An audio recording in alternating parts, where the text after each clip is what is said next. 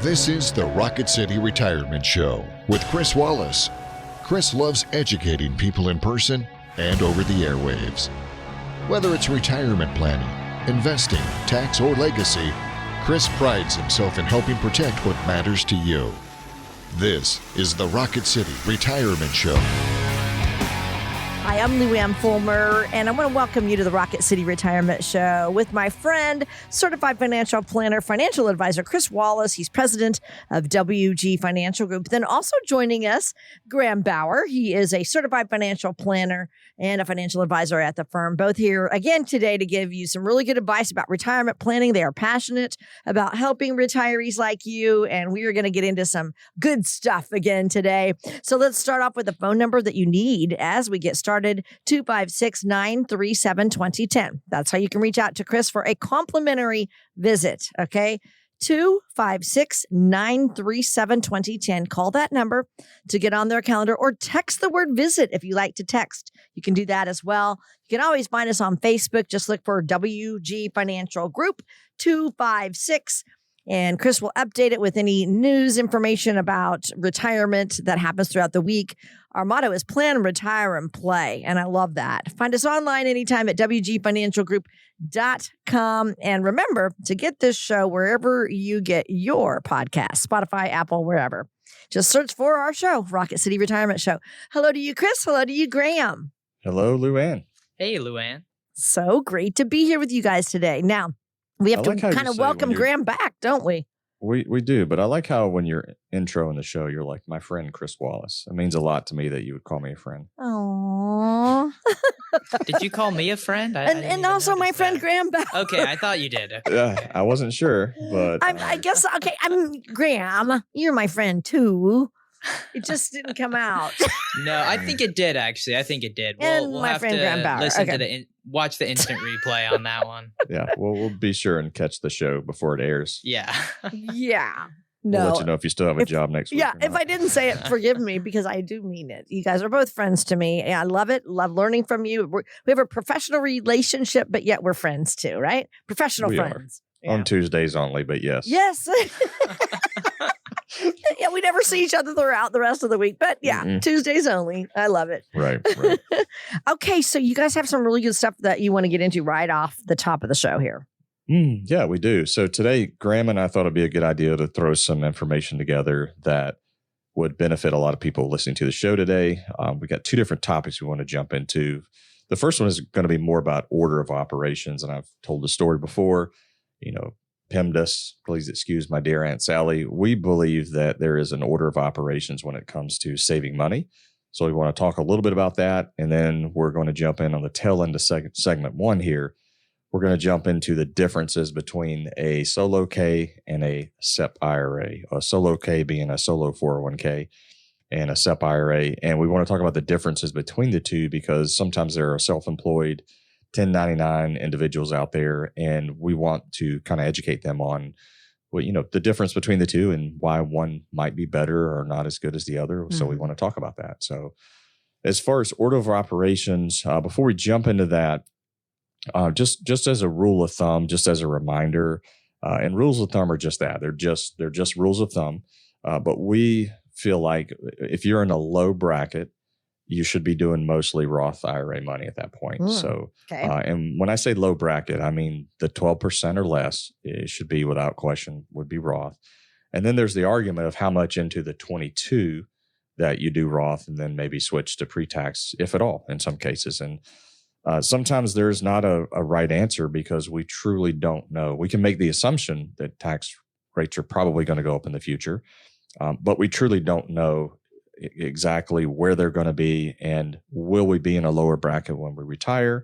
So, for sure, lower brackets we feel like is a good idea to look at Roth, and then up into that 22 at some point, probably Roth as well. So let's get into the order of our operations. So I'll kind of let Graham kick it off here. Just the very first thing that someone should do when we're looking at saving and investing for the future, what is a number one on our list that we kind of put together? So number one on our list is not going to surprise a lot of people. It's the emergency fund, your cash liquid savings that you have in a bank account, a money market, something that's very easily accessible that you can get your hands on very quickly if you need it.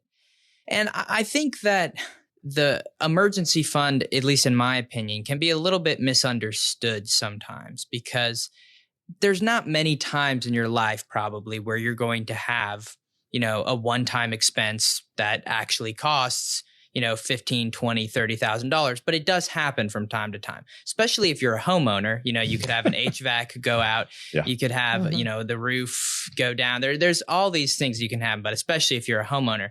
But I think to me, one of the crucial things for a young person and someone that's a pre-retiree is really to keep you out of more debt. I think that is maybe its greatest and best use. People that I see that don't have emergency funds are the most prone to get into debt, because if you don't have an emergency fund, so, if you have $2,000 in your bank account and then you have everything else or, not much else other places, doesn't matter, and your roof goes out and it's $20,000, what are you going to do? I mean, you pretty much have to finance that, right? There's not much. There might be some other options with a 401k loan or something like that. Doesn't matter. It's still going into a little bit of debt, even if you're debt to yourself, to fund something like that. Same thing, if that happens and your car totally goes out and you got to buy a new car. So there's things that happen where I think a lot of people think of it as, just if you lose your job. And that's a good reason to have an emergency fund too. That's still a very good reason to have one. Don't get me wrong. But I think that there's other reasons too as well. So I think one thing, especially when I see someone who gets in a credit card cycle where they always have a balance year over year, a really good way to combat that, I think, is having an emergency fund. Even just so, if you have $15,000 in savings and you're going on a vacation, you don't end up putting an extra $3,000-$4,000 on a credit card. Because that stuff adds up. And even if it feels like a small thing, it can become a big thing that can inhibit you from saving other places. So there's a lot of reasons to have it. I've heard some people say that it's not as necessary as some people make it sound because, your money doesn't make as much, but that's not really the point. And I could make that same argument about having life insurance, be like, oh, it's a low probability event. You could make more money if you just invested the premium, but that's not the point. You're protecting yourself against, higher impact, lower probability kind of events, but it's still good to have to just make sure it keeps you on the right track. Yeah.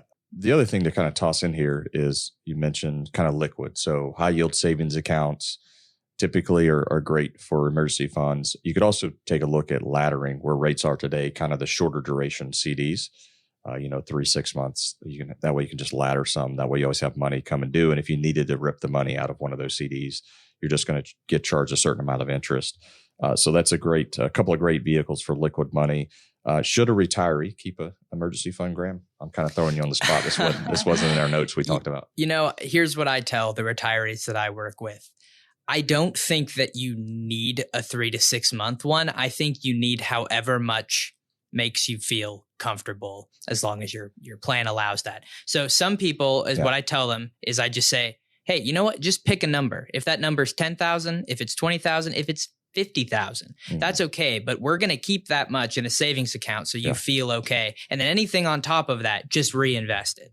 And if it goes below that, you can backfill it. But I think people can sometimes, stockpile too big of an emergency fund in retirement because you don't really, all your money's probably liquid at that point as long as you're over 60. And so you probably don't really need the liquidity so much, but for comfortability, I would say that it really depends person to person. 100% is exactly the way I feel. So you can tell you've worked at the firm for a little bit. So retirees have a lot of emotions that go through their brains as they go off into retirement. They turn off the faucet of income, as we like to call it. And next thing you know, they don't have the income coming in and they want to know that they have some money safe. So to your point, I don't know that there is a 3 to 6 months. It's more of one, how much do I need to help me sleep at night? Or what if I have an HVAC go out? I think the average cost of an HVAC in Alabama right now is between $7,000 and $10,000. What if I don't have a hailstorm and I have to replace my roof? What does that cost? And so do we need to keep that sort of thing liquid or try to plan for those types of things? I'll put you on the spot here. You're in your early 20s. Do you have an emergency fund yourself? I know the answer, but I just want you to tell the listener. I do. Yes. Okay. I have an emergency fund, and I don't keep, probably a full 6 months of expenses because, I try to stay fairly liquid, but I have other liquid things that probably get me to that point. But yes, I do keep more than enough to make sure that I never have to turn to a credit card or major financing if I have a big one-time expense, because I think that, like I mentioned before, those types of things can totally derail your savings plan if you have to refocus your attention to, other surprise debts. You probably just won the hearts of every listener listening to the show that someone in their early 20s has a almost 6 months emergency fund. So congrats on that. Excellent. Yes. All right. So that's number one. Step number one. Step number two, we have on our list of order of operations here is to fund your 401k up to the match. Now, one thing I want to throw in here is remember that in 2026, if you make more than $145,000 of W-2 income, the match is going to go in as Roth. But what we're saying here is you want to at least fund up to the match. So if your company's matching 5%, you want to take advantage of that 5%. And then step number three is, and I'll hand it back over to Graham here, what we kind of feel like step number three would be, if you have this, would be to do what? To go back to some of that debt, if you have it, and specifically high interest rate debt. And again, I think some people might even make the argument of doing this before the 401k match, but with that 401k match, you're giving away free money. That's, basically a 100% return for whatever you put in to the match. So you got to get that done. But once that is finished off, the high interest rate debt is something you have to look back to. So I would say that, like, my general rule of thumb on that is if it's debt, shorter term loans that are over, 5 to 6%. I think that's when you have to start really looking at it. If you have a car payment that's 2%, maybe I'm not necessarily talking about that. Or if you have, a small or credit card. Yeah. 27%, 30%. Yeah. If you have a credit card like that, you have to turn back to that immediately. I mean, I've seen current clients that, have had a little bit of credit card debt build up in a $5,000 to $10,000 range, and look at the statements and the APR is 21, 24%. So you got to take care of that, because obviously you're not going to beat that investing. And that's just going to endlessly compound if you make minimum payments. So you got to get that off the books next. So, but I think that this is one of those times where it's helpful to talk to an advisor about how to go about doing that, because there's different strategies. Obviously, I think Snowball is kind of the most popular of either tackling the highest interest rate or the lowest balance. Yeah. I'm kind of a fan of the highest interest rate because, again, as much as things dropping off balance is a nice feeling to have, mathematically getting the highest interest rate off the payroll quickest is going to save you the most money in the long term. But I think everybody's situation is a little bit different. It depends what kind of debt you have. Is it fixed? Is it variable? Is it credit card? What's the interest rate? But I do think that if you have, that high interest rate debt, 5-7% over that, you do need to start turning your attention back there a little bit, maybe before you do a ton more investing. Yeah. According to several sources right now online, I was just, as you were talking, just kind of pulling this up, the average credit card rate right now, our interest rate's about 24.2%. Yeah. So, and then to your point of, do I pay off the high interest first, or do I do the, the Dave Ramsey snowball of the low payment and then snowball it upwards? At the end of the day, just pay the debt off. That's really how you do that. Obviously, we think there's a mathematical way, but then there's also that psychological, because money is very psychological with a lot of people, including myself. So sometimes getting those wins of, hey, I paid off this $1,000 credit card bill, and now I'm going to snowball this up to my $2,000. At the end of the day, just work on a plan to kind of pay the debt off. We think is probably the most important thing to do. What about a house, though? So let's say we own a house. A lot of people say pay that house off. You want to work to pay the house off. Let's say your interest rate is less than 4%. Would you be paying extra towards your house, or do we think we ought to go a different direction into step 4 at that point?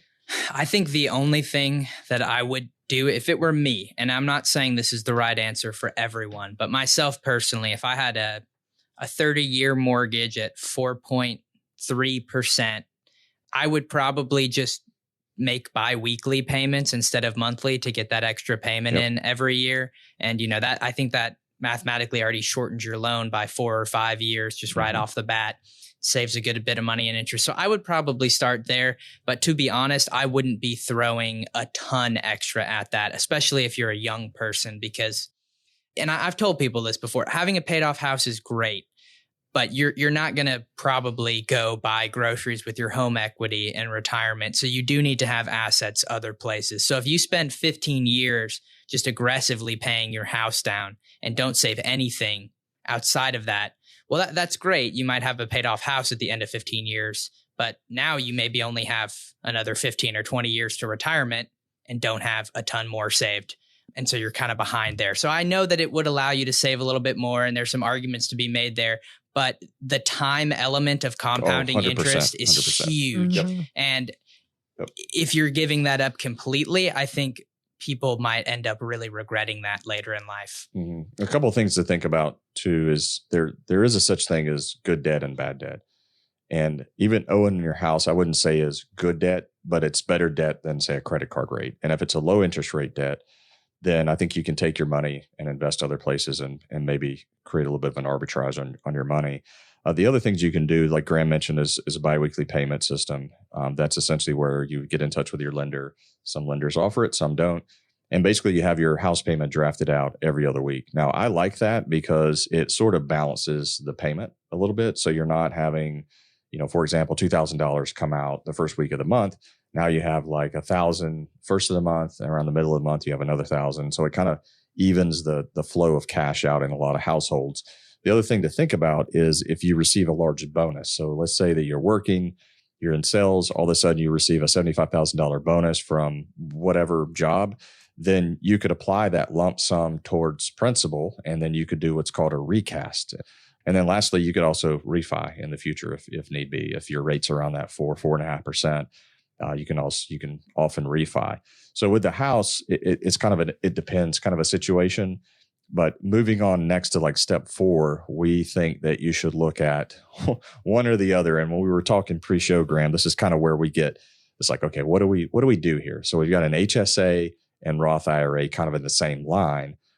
The employer has to offer a high deductible health plan. So I think a lot of confusion centered around this HSA and high deductible health plan is you may have a health plan that has a high deductible, but it doesn't qualify to work with an HSA. Not HSA eligible, Exactly. but high deductible. It's weird. And I've seen where I've seen plans where they have what should be considered a high deductible health plan from an eligibility, but it's not. It's not eligible to kind of be paired with an HSA.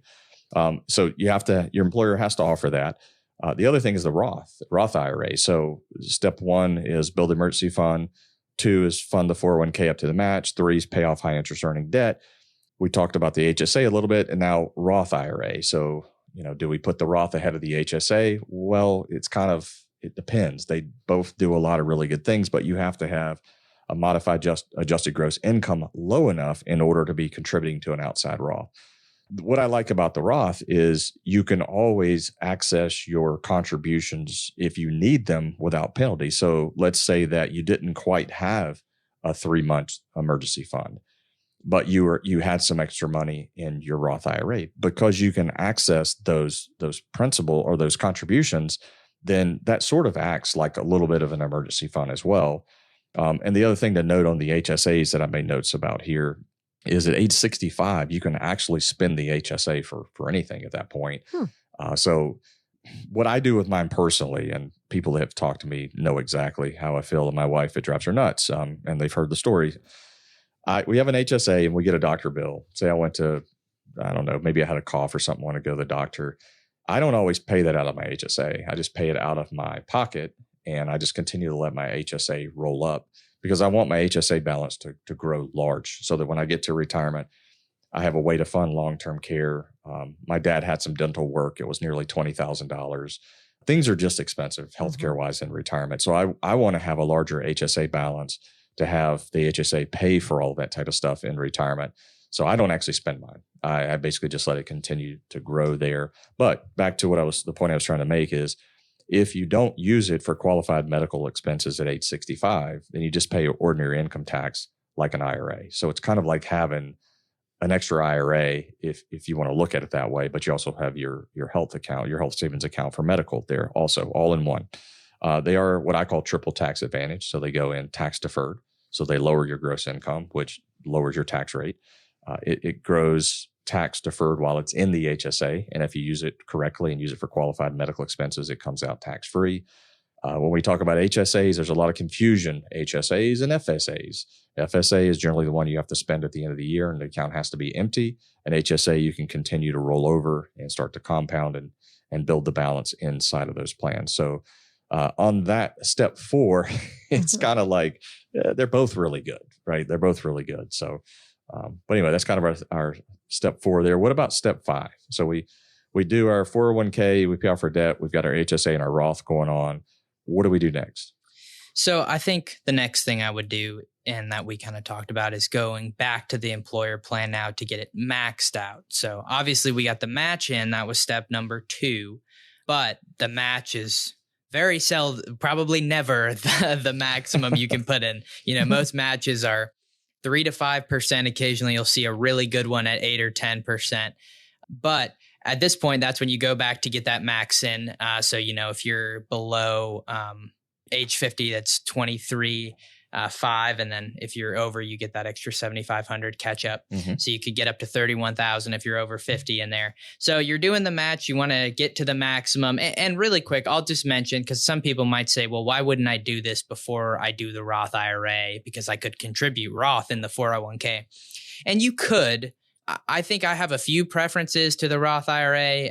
Obviously, one, like you talked about, Chris, pulling out the contributions. Roth 401k is totally pro rata on withdrawals. So as far as I understand, with most plans, there really isn't a way to pull just your contributions back if you need them. And again, you probably shouldn't be doing that a whole lot with your Roth IRA, but it is an option afforded to you. Also, 401ks, and this is not me talking bad about 401ks, but some of them have much higher fees than they need to have in them.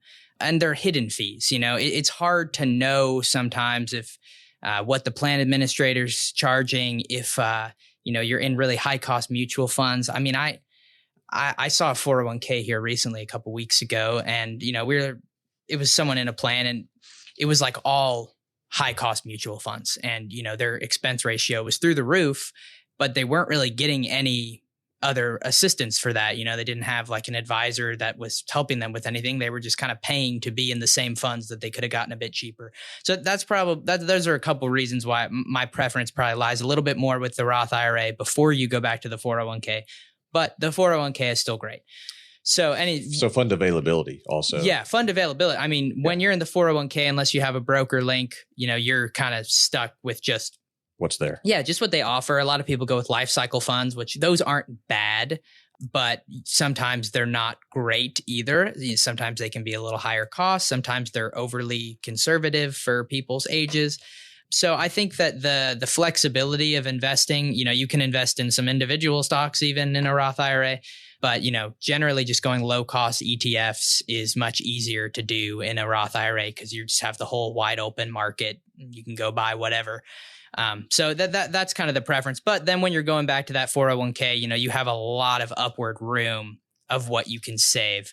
So going from Roth IRA to 401k. And at that point, I mean, once you're getting both of those maxed out, you're really getting a lot in savings. Yeah. A couple of things here, just because we may have some federal government employees like screaming at the radio right now. So the TSP does allow for a individual withdrawal. So let's say you wanted to withdraw money out of your TSP and move it to a Roth IRA.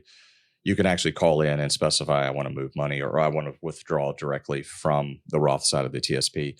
There are a handful of employer plans that allow you to differentiate between Roth and pre-tax. It's not all of them, of course. So, but just kind of wanted to make that kind of known there. Yeah. And I believe though, and it might depend on the plan documents, but that even if your 401k is 100% Roth, it's still a pro rata withdrawal of earnings and contributions with most plans, unless you rolled it over prior to doing a withdrawal, which, usually you can't do if you're in service. So again, I don't want people dipping into their Roth IRAs all the time and pulling out contributions anyway. So I wouldn't say that's like a primary advantage, but it is worth mentioning. Yeah. The other thing too is when we talk about, we could go down a whole nother rabbit hole of if you're contributing to a Roth 401k and then doing so and not having a Roth IRA open and funded on the outside creates another 5-year rule that I'm looking at the clock here. We just don't have time to get into that, but maybe another show we can kind of dive back into that. But it's a rule that is often overlooked when it comes to contributions in a Roth 401k. So once we have the employer plan maxed out, 21% of plans out there today allow for what's called after-tax contributions. So let's say, for an example, and I can just say it because I know this plan offers it, but Boeing's plan offers after-tax. Lockheed Martin offers after-tax.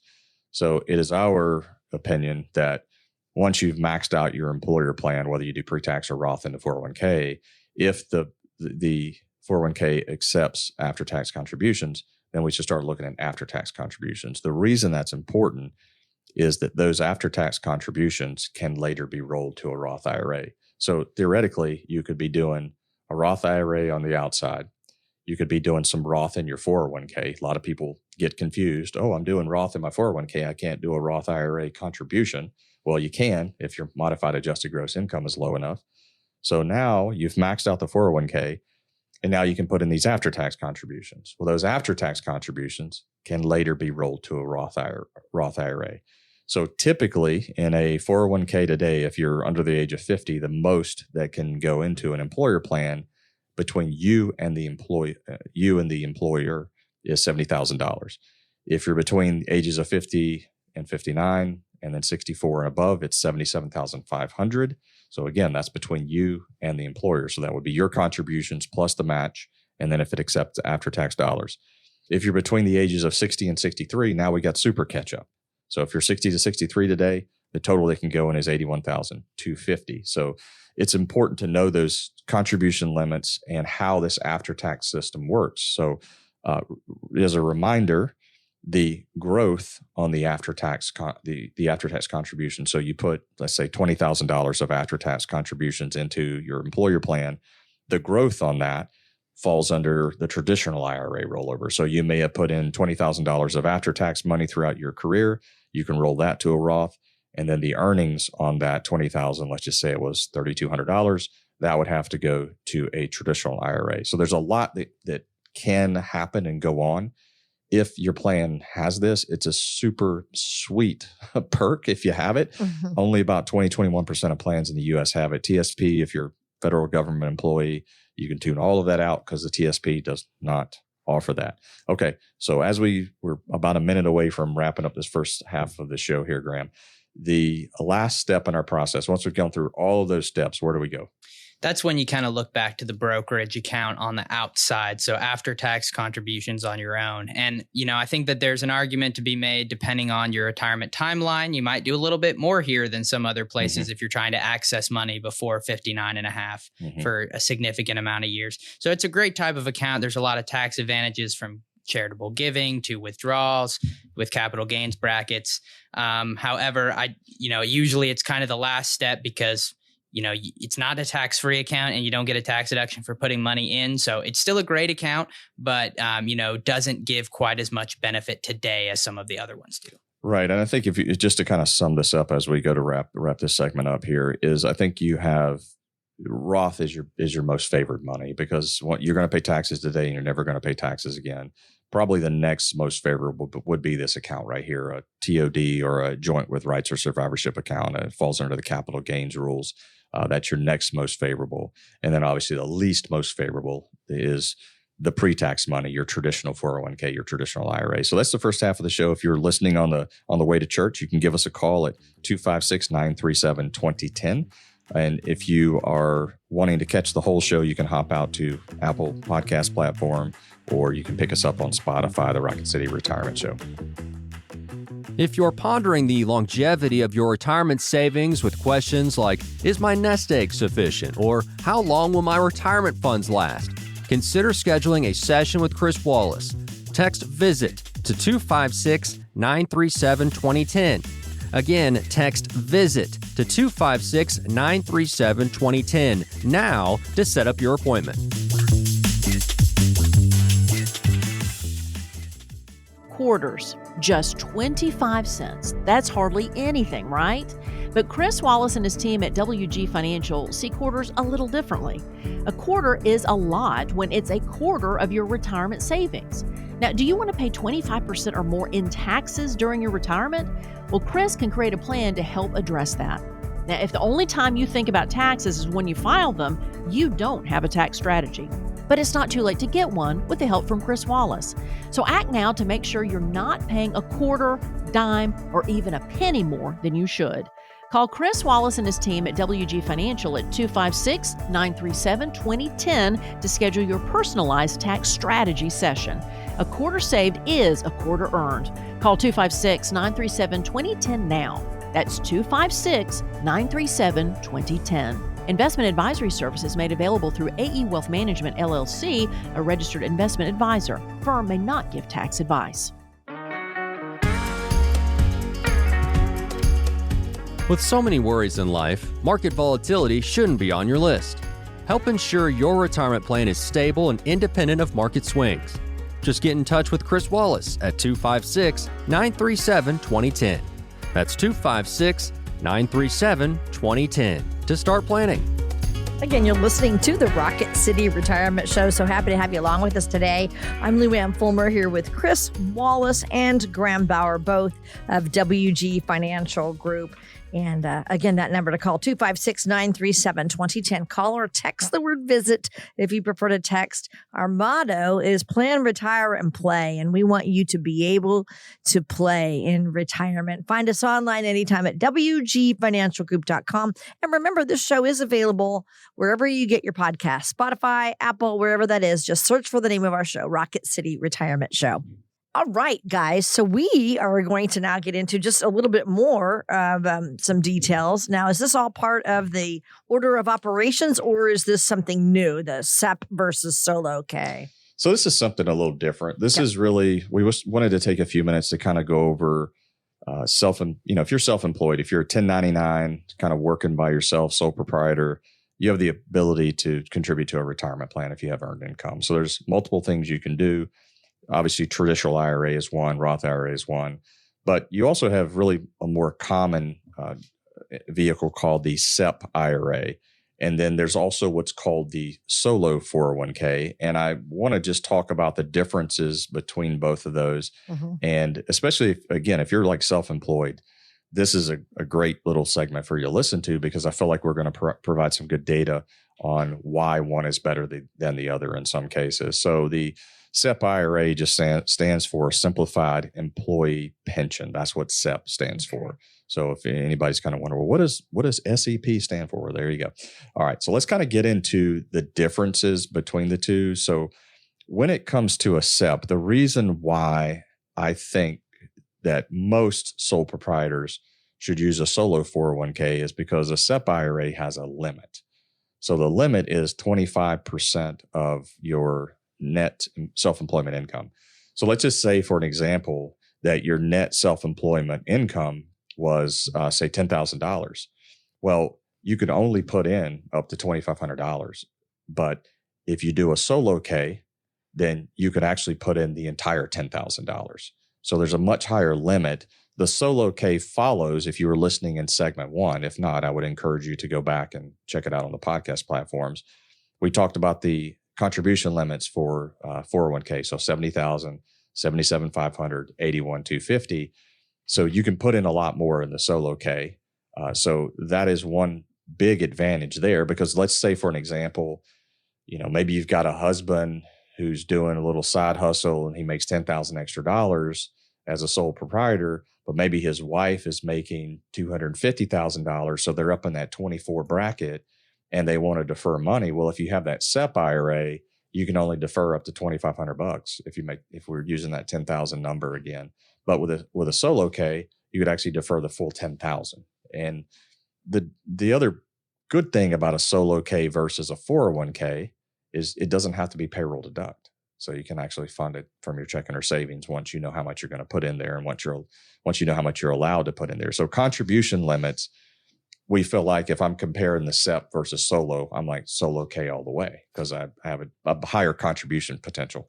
Yeah, contribution limits to me in this conversation are probably the largest contributing factor to which one you choose. Because I mean, when you're talking about a self-employed person, just to give an example, let's say someone's self-employed, it's a single individual, and they make $75,000 a year, and they're only able to save really, $5,000 or $6,000 a year. Well, at that point, you might say, okay, well, maybe just do a Roth IRA. If you're not even getting over the Roth IRA limit in savings, then for now, maybe just do that for simplicity's sake, to not mix anything else up. But as you make more and as you need to defer more, that's where the conversation really gets, interesting. And I think, Cris, to your point, that I think that's a really good example, and an example that you see more and more nowadays of someone who, maybe the husband or the wife is an executive somewhere and they make a salary of $300,000, and then their spouse, runs kind of a side hustle business and influencer. Yeah. Social influencer media. And makes another $60,000, $70,000 a year. Where, you're right. With the SEP IRA, you could only get 25% of that in, where, you could get a whole lot of, you could pretty much defer all of it in, in a solo 401k. And, even if the other spouse helps, they can be on payroll and deduct a little bit of it into their 401k too. So the limits go really high there. And neither of them require, and I think we're going to get into this too, but overly complicated reporting requirements. But, I would say, maybe a slight mini drawback of the solo 401k is there is like one filing requirement for it. Once you reach a certain balance. Yeah, once you reach a certain balance. And it's not nearly as anything like having a normal 401k plan with a bunch of employees where there's like non-discrimination testing and all this stuff that, employers don't like having to do. So that's not really a factor in it, but there's a little bit more reporting there than the SEP, which is, pretty simple on the reporting side of things. But yeah, I think you kind of have to monitor like how much can I even save? Because if the number is lower than what 25% of a SEP contribution is, then I don't know, you could have the conversation about, for simplicity's sake, just doing one over the other. But, if you're trying to get more money deferred, if you're running a successful business, the solo K is going to let you defer a lot more. And I guess the one thing too to consider, and I assume we're getting to this too, but I guess we'll start now. The solo K is definitely even more, I would say, strict about the kind of employees that you can have. And basically you can't have any employees except you and your spouse. So when it says solo, it doesn't mean just one person. Technically, it can be you and your spouse. Yeah. That's, but that's as many people as you can have. As soon as you have another employee, that's, that goes kaput pretty much. And the SEP is still available, but then the testing for when you have to contribute to a SEP gets a little bit more complicated for the employees. So you have to think about that. So I would say it can be a fairly easy decision for a high earning, truly self-employed sole proprietor doesn't have any employees. I think that's a pretty easy decision to say, oh, I need to defer, $40,000, $50,000, $60,000 a year. The solo K is probably going to be the way to go. But in different situations, they can make sense for different reasons. Yeah. So a couple of things here that I want to note, because we're talking more about the self-employed. And Luann, I'm kind of looking at the clock here. It's okay. We're probably going to go this whole segment just on this right here. Good stuff. It's okay. Yeah, it's real good. So a couple things. One, Graham mentions you on a solo K is very strict. It's a solo K. So it is for a solo person. But in the case of a husband and wife, you can also use the spouse's, you can also use the solo K for the spouse, unless the spouse is an active participant in another plan and say he or she is maxing that plan out, then there is no room for the solo K at that point, because there are 401k limits. I don't care if you have 2 or 3 employers, there are still limits, annual limits that you can only contribute to. I won't dive down the rabbit hole of you can have a 401k and you can also have an outside SEP if they're two completely different businesses. I'm not even going to go there because that'll just kind of confuse the listener. And I feel like this is already deep enough. With self-employed individuals, here's what I run into with a lot of self-employed individuals. Everybody wants to itemize away everything. Okay, so there's a problem with that. Number one, you run a business to make money. Period. That's why you're in business. That's why you're running the business. So what I find is there are people that they want to itemize away all these things so they don't pay as much in taxes. Well, there's what's called below the line deduction. So that's your itemization. What, the car you watch on TikTok, if you buy this big vehicle, you can depreciate it and blah, blah, blah, blah, blah. That's itemization. A solo K or even a SEP IRA are above the line deductions. So they are literally dollar for dollar reducing your gross income. So I am much more in favor of an above the line deduction over an itemized deduction because they are not the same. A above the line, Graham, as you know, you've now passed your second leg of your EA exam at this point, is a dollar for dollar reduction in gross income. The itemization is not.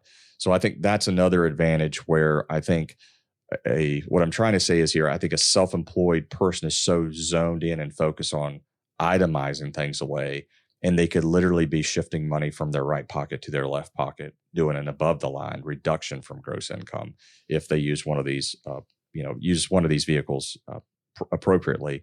On that $10,000 example, let's just kind of running the numbers here, just while you were talking a few minutes ago. If you do a SEP and you can only put in $2,500, that's about in the 24 bracket. That's about $600 in annual savings in federal income tax. But if you were able to defer all of that $10,000, it's a $2,400 federal tax savings because you can put more into the solo 401k. So it actually offers you a little bit more of a tax advantage if you're doing pre-tax. But here's the kicker. Since the Secure Act rules have come out, you can actually do Roth in a SEP. You can also do Roth in a solo K. So, for the people out there, it's like, I don't do any pre-tax, I want to do all Roth. Great. You can do Roth in a SEP and a solo K, and then still the SEP or the solo K would win out because you can put more Roth money, into the solo K. A couple other things to note here as we continue on talking about this is so the maximum amount that can go into a SEP IRA in 2025, this is the max, $70,000. But because the solo K falls up under the 401k rules, there's catch-up. There is no catch-up with the SEP IRA. So with the solo K, you got the 70,000, 77,500, 70 or 81,250, all of those I just mentioned a few minutes ago. So there is no extra catch-up. So here again, from a contribution standpoint, the maximum amount you can put in, solo K wins out big time. Graham, you talked about the filing. I think it's $250,000. If the balance gets above $250,000, you have to file Form 5500, I believe it is. The other key thing to note here too is, so if you're under age 59 and a half, 401k plans have a loan provision in most all of those. And so you can borrow, which is up to $50,000 or 50% of the balance, whichever is less. Well, with a solo K, you can borrow against your solo K, just like you could your employer plan. You can't do that with a SEP IRA. It's a 10% penalty if you pull out early of the SEP IRA. So just another advantage there from a solo K versus SEP IRA perspective. So anything else to add on any of those, Graham? We covered a lot of information on those. Yeah. I think, it's just one other thing I'll kind of mention here is we're talking about a lot of self-employed individuals here, sole proprietors. And, that includes most of the time, independent contractors, which I think maybe kind of goes without saying. But some people, especially, in the northern Alabama area, with there being so much contract work out there, there is a lot of people who maybe wouldn't consider themselves business owners necessarily, but do work as independent contractors where they're just given the 1099, non-employee, the NEC, and, don't have access to a 401k plan, don't get their health care through their work. And these same things are generally going to apply to these people as well. So, there's obviously benefits to being an employee, but, having a little business on the side too can also afford, a whole lot more savings towards your retirement. So, yeah, I think, and one other thing I'll add just about your comment on itemization versus above the line deductions too, especially retirement plan. Yeah, I totally agree with that. And in getting this deduction, different from an itemized deduction, you are saving money towards your retirement as well. 100%. So you're really killing two birds with one stone 100%. Here, rather than, just taking a deduction on maybe a big piece of machinery you don't need really or something like that. Right pocket to left pocket. Yeah. Moving money from right pocket to left pocket. And you can do Roth. Yeah. So, and into an appreciating asset too, like you're not taking depreciation on something that genuinely is depreciating for, most of the time if it's a car or something like that. So yeah, you're totally right. Right pocket to left pocket. It's just a better way to go for most people. And I would say it's underutilized. Way underutilized. Generally. Way underutilized, because the SEP is just much more widely known as the self-employment plan, Mm-hmm. So the other thing in that conversation with people that I've met with throughout my career is they buy equipment just to be able to deduct it. And I'm thinking, why are you not, maybe looking at employing your wife to do the books or something like that and pay her a reasonable salary? And then you've got two different people you could do retirement plan contributions for. I mean, I think the focus, kind of back to our topic here, is so much focused on the deductibility of all these different things that I can itemize. And they're not thinking about, how do I, reduce my taxes using my own personal retirement plan and really paying myself first, instead of putting it on a piece of equipment that I'm going to depreciate over time. So, yeah. And this gets even a little outside of our topic, but while we're talking about it, I mean, as far as deducting away all of your income too, I mean, there's, I think, plenty of reasons not to do that.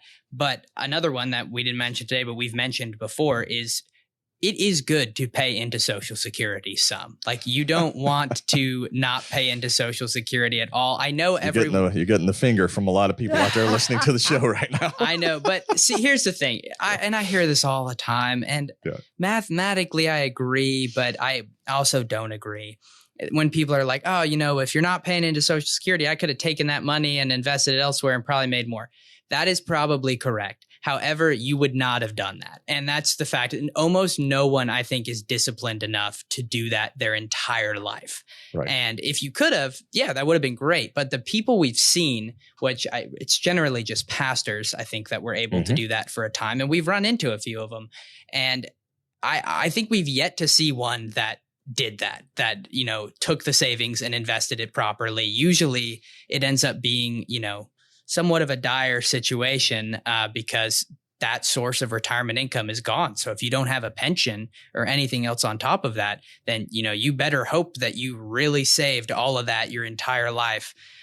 So, it's sort of similar to even the 401k plans with the match nowadays, where you just get like automatically enrolled by a lot of employers. Again, sometimes it's good to have your hand held a little bit when it comes to saving money, because we're just, as humans, I don't believe we're disciplined enough to do that on our own, at least not consistently and with everything that comes up in life. So yeah, you want to pay in some. I understand that you might not, you could make the argument about how that looks with structuring your distributions and everything, but you don't want to show zero on your Social Security earnings every year till retirement and not be reinvesting that money. No, it's actually a really good point. So the couple that we run into, you're right, they have been pastors. I think you were sitting in one of the meetings, and the gentleman had that was what he was going to do. He was going to opt out. He was going to take that 6.2 and he was going to invest it. And he said he did it for a little while, but then life got in the way. So family things happened. He needed extra money. And now, you talk about the hand holding, the automatic deduction wasn't happening. That extra 6.2 was coming into his account. He had access to it and he ended up spending it. The other problem with opting out of Social Security is you lose the ability to go on disability, from Social Security. You lose Medicare coverage when you reach age 65. So this particular individual that we met with, it's been several years ago now, big problem for him.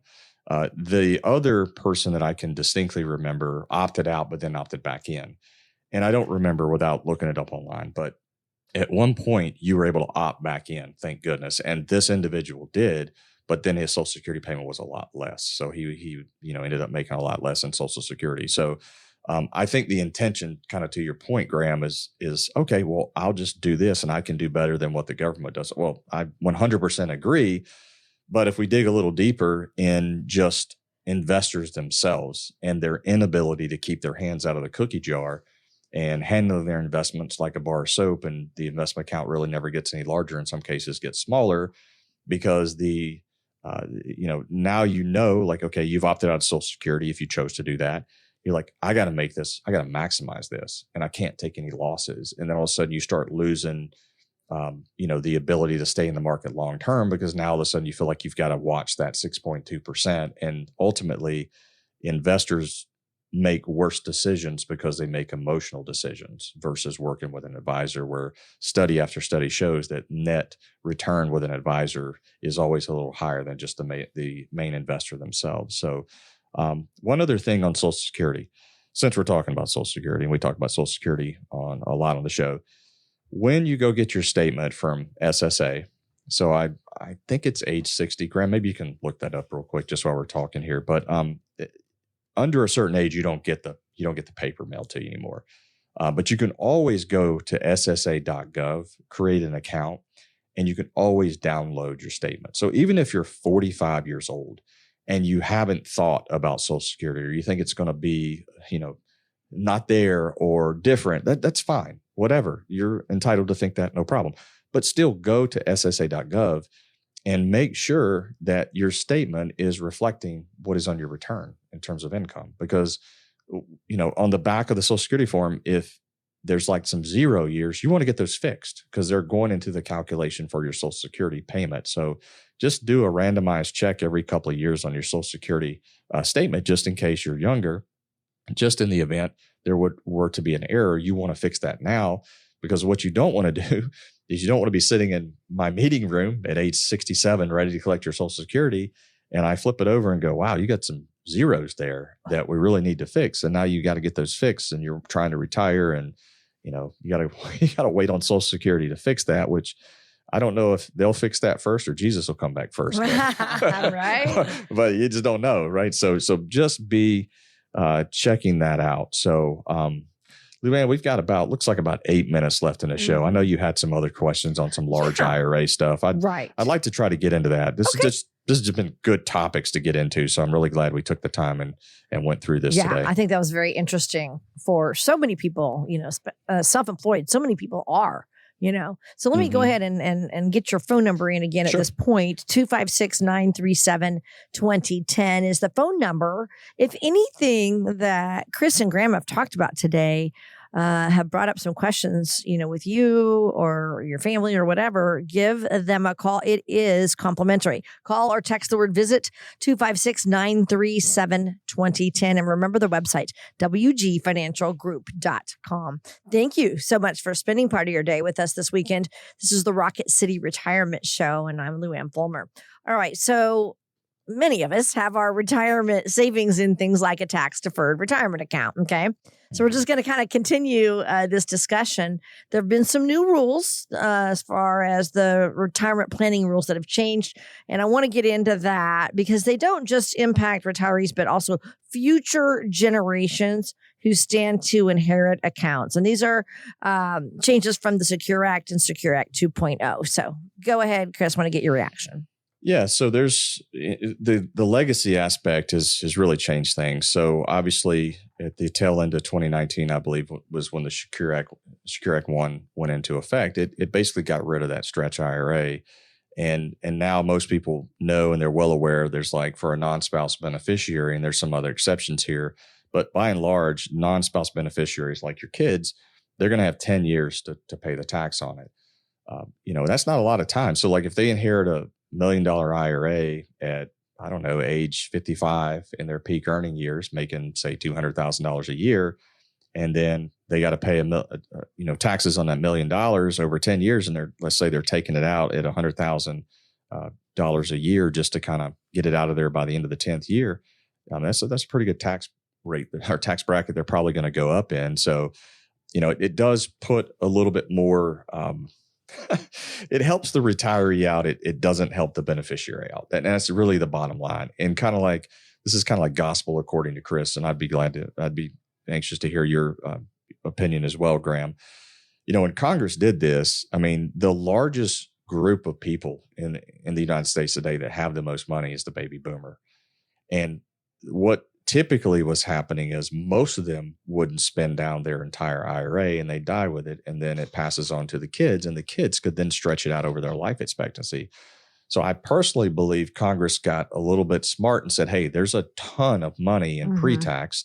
The Roth IRA came on board sometime in the late 1990s. The Roth 401k came on board in the 2006 timeframe, not a lot of people have a ton of money in Roth. There's a lot more money in pre-tax. So Congress probably got together and said, hey, a lot of these people are going to be passing away soon. These kids are going to get it. We need to tax the kids. Yeah. Oh, but by the way, we'll give the retiree a little bit of a break. We'll move the RMD age out to 73 so they won't really gripe. They'll be happy. And if you're born in 1960 or later, it'll be 75. So we'll make it so they can defer it a little bit longer. But as soon as they die, the clock starts ticking on that 10 years, and we're going to get our money that way from the beneficiary. That's kind of a hypothetical, funny way for me, the way I think Congress I think that was it. Yeah. Yeah.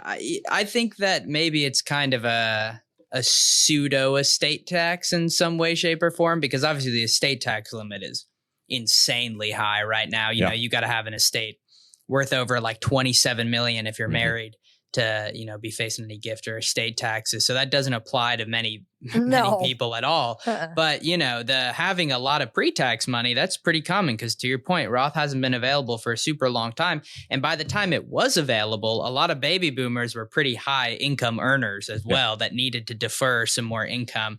So I think that, you know, that's probably a way to collect revenue. I wonder if it also maybe just from a practical standpoint made a little sense that you didn't have all these inherited IRAs. Triple inherited IRAs. Yeah, because, you know, it could get really messy if everyone's just taking distributions over their life expectancy and you're like, we don't even know whose this was to begin with. This passed to Jim and then his niece and then her daughter and then her cousin. And you're just like, whose even was this? Who made the contribution? Yeah. So it might have something to do with that too. But I do think the IRS is going to get theirs probably in 15 or 20 years. But the thing is, and here's what I talk to people about a lot. It's like, you might not care because you're not going to be around to see it. So I can sympathize with that. But if you just don't want the government getting more of your assets dead or alive, then, you know, you might need to consider some alternative strategies. But, you know, I think a lot of people take the viewpoint of, well, I'm going to be dead. Like, who cares if my kids have to pay taxes on their inheritance? That's my view. I'm fine with that answer. Yeah. But, you know, at the same time, if you really, really don't want Uncle Sam, you know, reaching into your retirement savings, you know, they'll get theirs eventually, even if it's, you know, not in your lifetime. Yeah. Here's another thought, too, as we kind of come near the end of the show. So we talked about what Congress, you know, if I'm in Congress, that's what I'm thinking. Go ahead and push out the RMD age, make the retiree happy today, but then we're going to penalize the kids. But then it could also be I push the retirement age out to 73 and 75 for RMDs. If I push that out, not only do they get to defer it a little bit longer, but it also opens up the window a little bit longer for Roth conversions. Mm-hmm. And if we convert to Roth today and we leave the tax brackets a little bit lower for a little bit longer, then we, the government, I'm pretending I'm in the government. Don't hate me. I'm trying to put myself in their shoes. It's really hard to do because those shoes are really small to fill and my feet don't fit. So anyway, the Roth conversions gives government tax money today. So it's kind of they win and you win in some cases. Like we're big advocates for Roth conversions if you're in the right bracket. Of course, we are all about taking advantage of what we call the free Roth conversion. That's available for some people if you have Social Security income only. But then also in that 12% bracket, if you're in that 12 or that low 22 bracket, we think it starts to make a lot of sense to start looking at conversions and retirement. So Luann, we are done. Full hour of the show again. Really jammed packed show full of good material. Always appreciate you being here, Graham. Sure. Always appreciate you being here and the listeners. I'll give our number out, 256-937-2010. If you want to come in and talk about retirement planning, you can tell we're kind of a couple of CFP nerds and like to get into this kind of stuff. But if you want to come in and talk about your retirement planning, feel free to do so. Give us a call. Discovery session is 256-937-2010. Hope everybody has an awesome and blessed week. And remember to serve every person in every situation with a servant heart.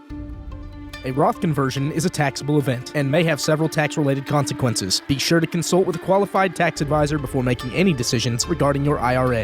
Investment advisory products and services made available through AE Wealth Management, LLC, a registered investment advisor. Insurance products are offered through the insurance business WG Insurance Services. WG Financial Group is an investment advisory practice that offers products and services through AE Wealth Management, LLC, a registered investment advisor. AEWM does not offer insurance products. The insurance products offered by WG Insurance Services Services are not subject to investment advisor requirements. AWM and WG Insurance Services are not affiliated companies. Investing involves risk, including the potential loss of principal. Any references to protection, safety, or lifetime income generally refer to fixed insurance products, never securities or investments. Insurance guarantees are backed by the financial strength and claims-paying abilities of the issuing carrier. This radio show is intended for informational purposes only. It is not intended to be used as the sole basis for financial decisions, nor should it be construed as advice designed to meet the particular needs of an individual's situation. WG Financial Group is not permitted to offer, and no statement made during this show shall constitute tax or legal advice. Our firm is not affiliated with or endorsed by the U.S. government or any governmental agency. The information and opinions contained herein provided by third parties have been obtained from sources believed to be reliable, but accuracy and completeness cannot be guaranteed by WG Financial Group. This radio show is a paid placement.